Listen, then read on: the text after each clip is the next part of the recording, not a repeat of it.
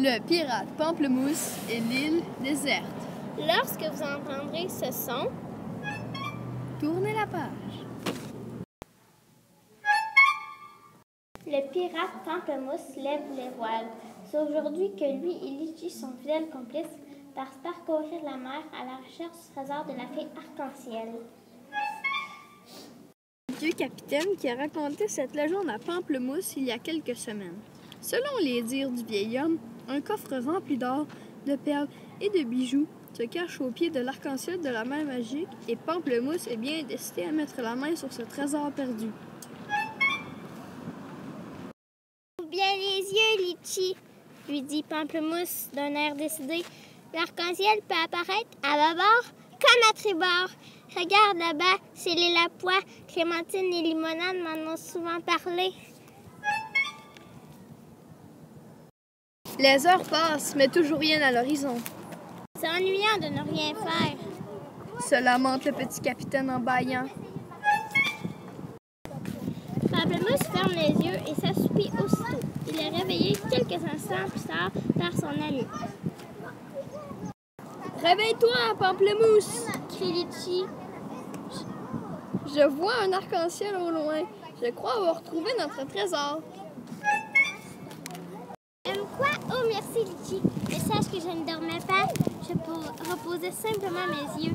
Bien sûr, répond Litchi en souriant, même si les ronflements de Pamplemousse ressemblaient à un orage et faisaient trembler tout le bateau. Pamplemousse s'empresse de changer le cap de son navire vers le fameux arc-en-ciel, lorsqu'une énorme mouette fonce droit sur lui.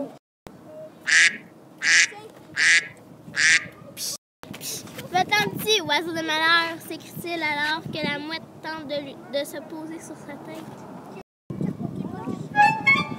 Litchi accourt vers lui pour l'aider à chasser l'oiseau. Lorsque celui-ci finit par prendre son envol, Pamplemousse remarque que l'arc-en-ciel a disparu.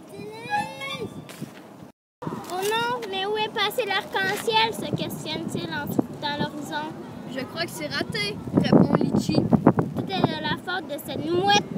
C'est à cause d'elle si le trésor nous a échappé, se fâche Pamplemousse. L'arc-en-ciel a peut-être disparu, mais j'aperçois une terre au loin, s'exclame alors Litchi en sautillant dans les airs. Tu as raison, on dirait une île déserte, ajoute Pamplemousse en regardant à travers sa longue vue. Les deux compagnons jettent l'ancre au large de l'île. Grâce à leur petite barque, ils accostent sur la plage et découvrent leur nouveau coin de paradis. Comme c'est beau, s'émerveille Litchi en contemplant le paysage qui s'offre à lui. Les arbres débordent de fruits frais. Les oiseaux tropicaux chantent une douce mélodie et une jolie rivière coule non loin de la plage. Bof, répond Pamplemousse d'un air maussade. C'est bien, mais j'aurais préféré mettre la main sur notre trésor plutôt que d'abord. C'est ici.